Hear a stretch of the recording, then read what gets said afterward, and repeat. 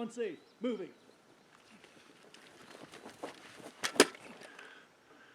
Hello. Welcome to today's edition of Pegasus Test. On today's edition, we're going to cover individual movement technique. Out at One Shepherd, one of the classes that is covered in Basic Warrior is Individual Movement Technique, or IMT.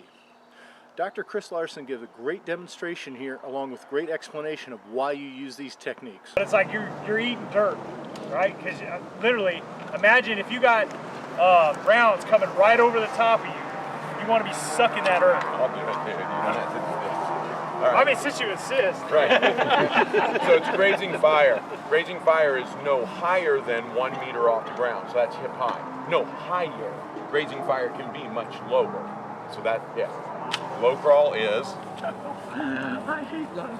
Okay, no. This thing up here. So I'm grabbing this up here to protect my muzzle.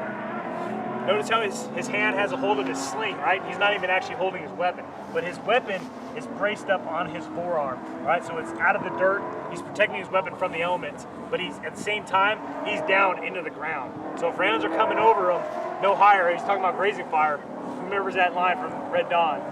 What's grazing fire? Wait for that. So he's still moving, right? But he's keeping his body as low as humanly possible. All right, so that's what we mean by low crawl. Right? Everybody see how his weapon is? He's moving because he has to move. He's taking fire. He's trying to get from point A to point B without getting shot. All right, so he's got a little bit more safe area, and now he's going to transition to a high crawl. All right, so he has a little bit more room to work with. He can move. He can see where he's needing to look around where he's going. But notice he's still maintaining a very low profile, right? So when you're out there during the FTX or STX and you're snooping and pooping, right? You're not taking enemy contact. You're probably going to be employing this individual movement technique. Does anybody have any questions over that? All right, so a high crawl is still like grazing fire, but you know, for whatever reason, you're watching impact, you're watching tracers, you see, okay, it's above grazing, so it's above the waist. This is when it's like, you know, it's by watching tracer and impact, let's say 2 meters, head high and above, right? So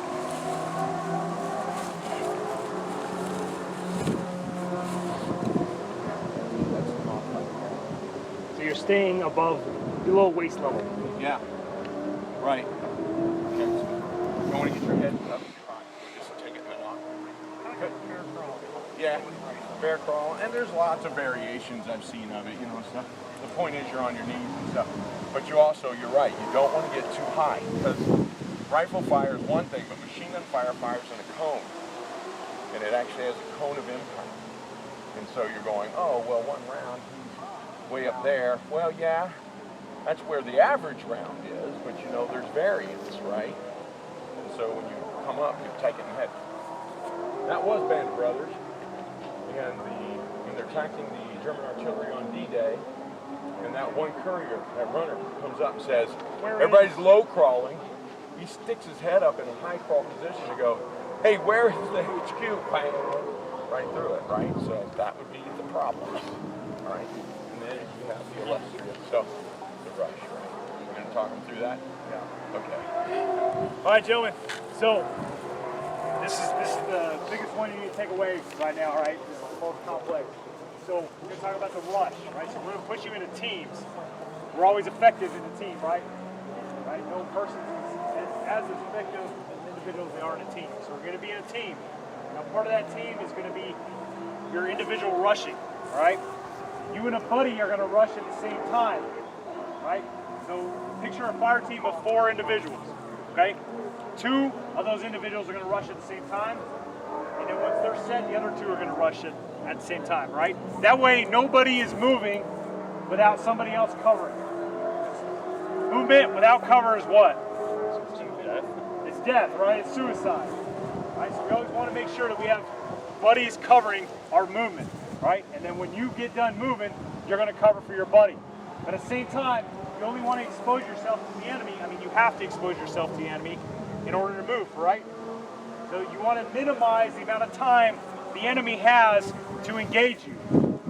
So the way we process this is we say a little ditty in our head.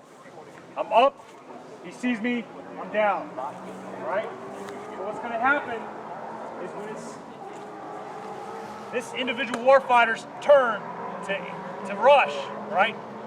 He's gonna get up, and the second he starts to get up, that clock is starting, right? Because the second he gets up, guess what? The enemy what? Sees him, all right? So he starts moving, I'm up, he sees me, I'm down, right? In that amount of time, you should have been able to cover probably about 5 meters or so, all right?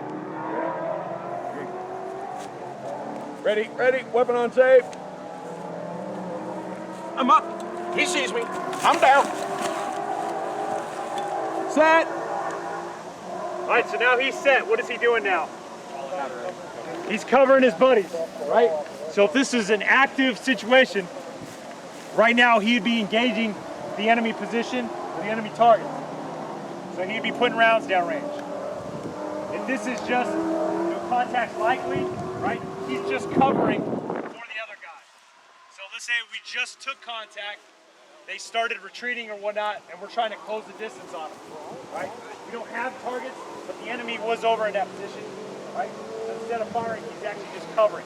Either way, we're fire team maneuvering, fire team rushing to that objective, right? Nobody's moving without cover. Does that make sense?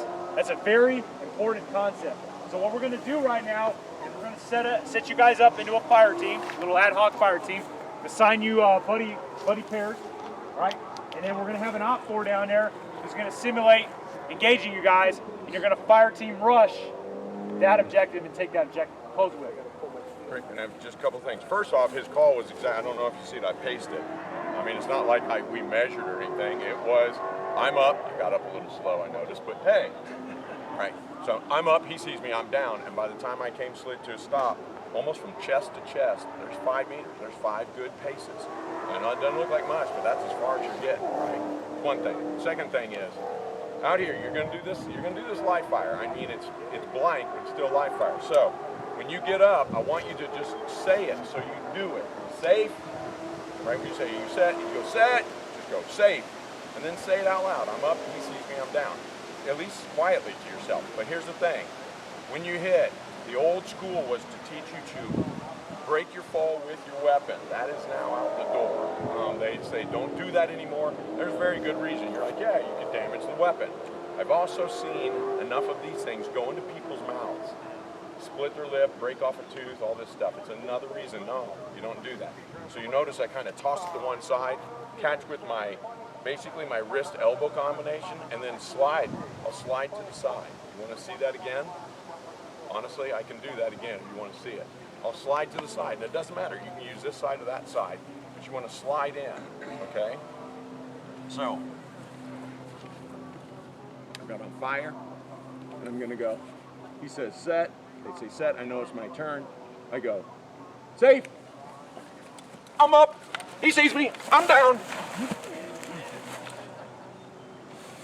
Okay? That's all there is to it. You hit your knees. You hit your knees, you go to that elbow and slide it on in. Okay?